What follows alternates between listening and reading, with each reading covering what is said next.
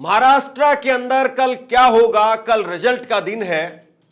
इस पर सबकी आंखें लगी हुई हैं, नजरें लगी हुई हैं। हर कोई देखने के लिए उतावला हो रहा है कि महाराष्ट्र में किसकी सरकार बनेगी।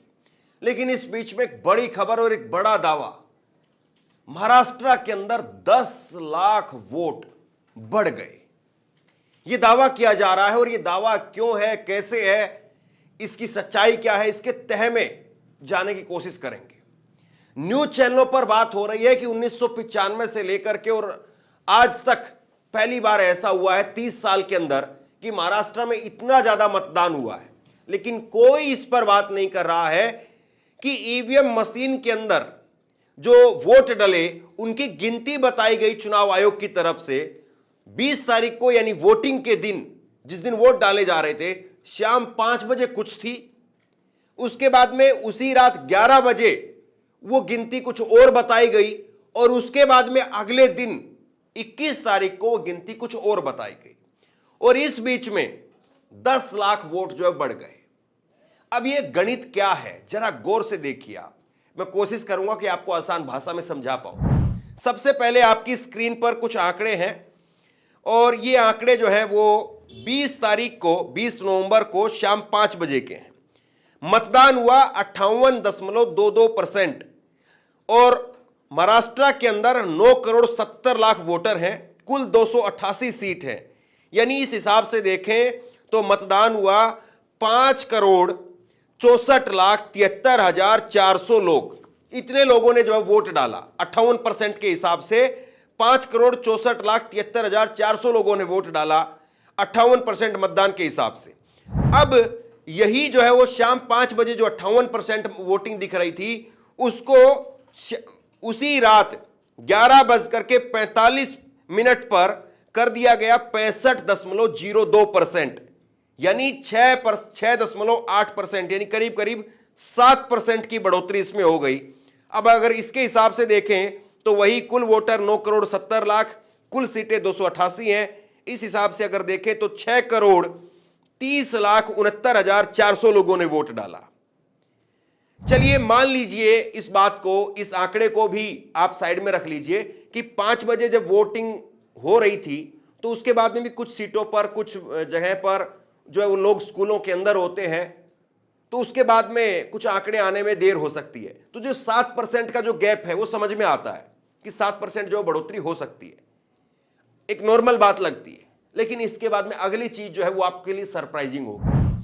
आगे आप देखिए, 21 नवंबर को मतदान जो है वो शो कर रहा है, जो वेबसाइट पर जो अपडेट हुआ उसमें 66.05%, यानी 20 नवंबर को रात 11:45 पर 65.2% था। यानी 20 तारीख की रात को और उसके बाद में 21 तारीख की नवंबर अगले दिन तक 1% मतदान बढ़ गया। जो 20 तारीख को 65% था वो बढ़ करके 66% हो गया, 1% मतदान बढ़ गया। और ये 1% का मतलब समझते हैं आप कितना है? 1% का मतलब ये है 99,99,100 वोटर और ज्यादा बढ़ गए। यानी करीब करीब लगभग अगर राउंड फिगर में बात करें तो 10 लाख वोट बढ़ गए। दो बड़ी चीजें हैं इसमें।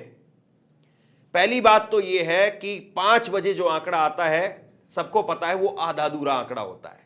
लेकिन 5 बजे का आंकड़ा और उसके बाद में रात 11 बजे जो अपडेट किया जाता है तो उसमें यह मान लिया जाता है कि सब सीटों से फाइनल नतीजे आ गए और उसके बाद में 11 बजे चुनाव आयोग ने आखिरी अपडेट ये दे दिया। लेकिन अगले दिन फिर क्यों बढ़ गया 1%? और यह दावा किसने किया है मैं आपको दिखा देता हूं। वरिष्ठ पत्रकार हैं, महाराष्ट्र की राजनीति को लेकर के बारीकी से नजर रखते हैं और आंकड़ों के माहिर है राजू, और उन्होंने जो है इस बात में कई सारे ट्वीट किए हैं और कई सारे ट्वीट करके इलेक्शन कमीशन को भी, राजीव कुमार को भी टैग करते हुए जो है वो कहा है झूठ पर झूठ मत बोलो, इसका जवाब दो। और उन्होंने ये टैग करते हुए ये सवाल जो खड़े किए। आप बताइए कि किस तरह से ये हो रहा है। और ये हर चुनाव में होता है। और जब चुनाव आयोग से राजीव कुमार साहब से पूछा जाता है तो पहले वो दो शेर व शायरी सुनाते हैं। मतलब 2 शायरी सुनाएंगे वो, फिर उसके बाद में सामने बैठे हुए जो पत्रकार होते हैं वो वाह वाह वाह वाह वाह वाह वो करते हैं, और उसके बाद में वो बात को इधर उधर से घुमा करके आगे निकल जाते हैं। फिर वो बात जो है वो आकर के खड़ी हो जाती है। देखिए, जब सब कुछ डिजिटल है, या तो चुनाव आयोग ये स्पष्ट करे कि अभी भी ये जो आंकड़ा आ रहा है इसमें और फेरबदल होगा, उसके साथ में एक जो है वो डिस्क्लेमर डाल दे कि ठीक है इसमें और फेरबदल होगा। फिर 21 तारीख को जो फेरबदल हुआ और वो आया, तो फिर आप ये बताइए कि 20 तारीख की रात 11 बजे जो आपके पास में आंकड़ा आ गया, तो फिर उसके बाद में क्या रह गया? अब चुनाव आयोग से जब इस पर पूछा जाएगा तो फिर अपनी तरफ से वो अलग से सफाई देंगे। अब वो बार बार ये भी कह देते हैं कि पहले भी ऐसे कई प्रकरण जो है सामने निकल करके आए, पहले भी हमने जवाब दे दिया।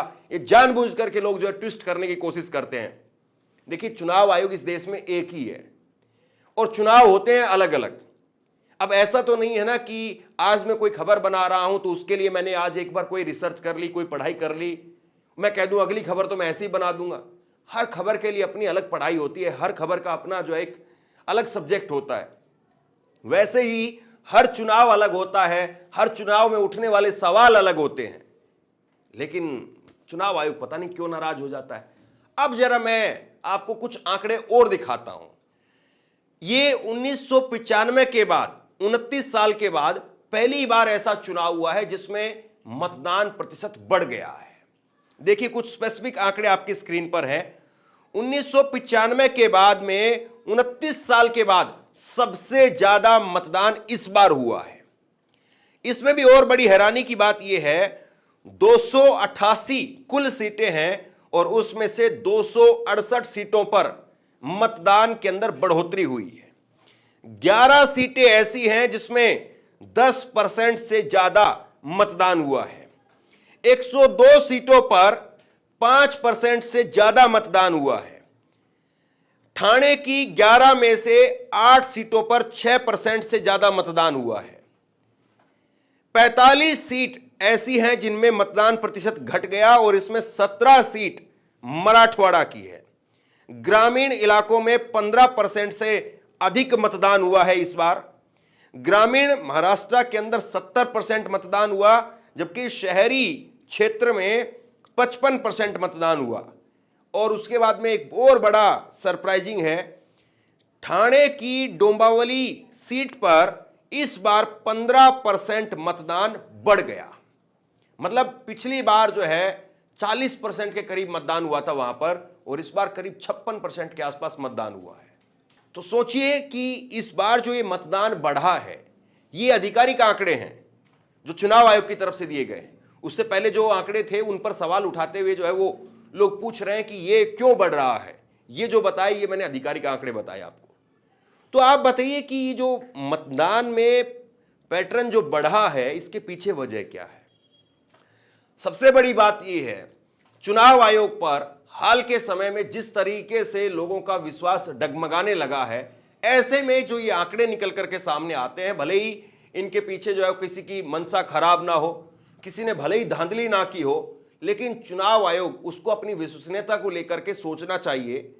बार बार जो है इस तरह की चीजें निकल करके सामने आती हैं कि चुनाव आयोग अपने आप में कटघरे में खड़ा हो जाता है। इस वक्त में सोशल मीडिया पर एक नहीं दर्जनों ऐसे बड़े पत्रकार हैं जो 10 लाख वोटों को लेकर के सवाल पूछ रहे हैं कि 10 लाख वोट कैसे बढ़ गए। सोचिए कि हर चुनाव में कितनी सारी सीटें ऐसी होती हैं जिन पर हार जीत का अंतर 500, 100, 1000, 5000, 2000 ऐसा होता है। 10 लाख का मतलब यह है कि कितनी सारी सीटें जो करीब करीब जो है वो हर चुनाव में ऐसी 2 दर्जन 3 दर्जन सीटें होती हैं जिन पर हार जीत का अंतर 5000, 2000 से कम होता है। तो 10 लाख में तो मतलब बहुत कुछ आप सोच सकते हैं। मैं ये नहीं कह रहा हूं कि चुनाव आयोग ने बढ़ाया होगा। चुनाव आयोग इसको लेकर के हो सकता है कि टेक्निकली कोई पॉइंट बताए, चुनाव आयोग की तरफ से हो सकता है कि कोई तर्क दिया जाए कि कुछ आंकड़े उनके पास में बाकी थे, या कई बार जब ऐसी खबरें निकल करके सामने आई है तो चुनाव आयोग की तरफ से कहा जाता है कि जो पर्चियां होती हैं जो भेजी जाती हैं, मतलब जो पर्ची बना करके या जो फाइनल जो नतीजे होते हैं वहां पर जो वोटिंग होती है उसके जो आंकड़े भेजे जाते हैं वो और कई बार जो प्रैक्टिकली जाकर के आदमी सबमिट करते हैं वो उसमें वेरिएशन आ जाता है। इस तरह से कई बार जो है वो चुनाव आयोग की तरफ से जवाब दिए गए हैं। जब पहले भी इस तरह के कई बार मुद्दे आए, उन पर लोगों का जो है वो विश्वास डगमगाने लगा, चुनाव आयोग से पूछा जाने लगा, तब उन्होंने ऐसी बात कही है। अब देखना यह है कि इस बार जब ये पूरा चुनाव संपन्न हो जाएगा, 23 तारीख को कल जो है नतीजे आ जाएंगे, उसके बाद में 24-25 तारीख को जो है सरकार बनने की जो है वो तरफ कोई भी पार्टी होगी वो आगे बढ़ेगी। उसके बाद में संभवतः 26-27 तारीख को चुनाव आयोग प्रेस कॉन्फ्रेंस करेगा और उस चुनाव आयोग की प्रेस कॉन्फ्रेंस के अंदर यह मुद्दा फिर से जो है पूछा जाएगा और तब चुनाव आयोग इस पर क्या जवाब देता है। कल चुनाव के नतीजों में इस मुद्दे की 10 लाख वोटों की कितनी गूंज सुनाई देती है, यह अपने आप में बहुत बड़ा सवाल है।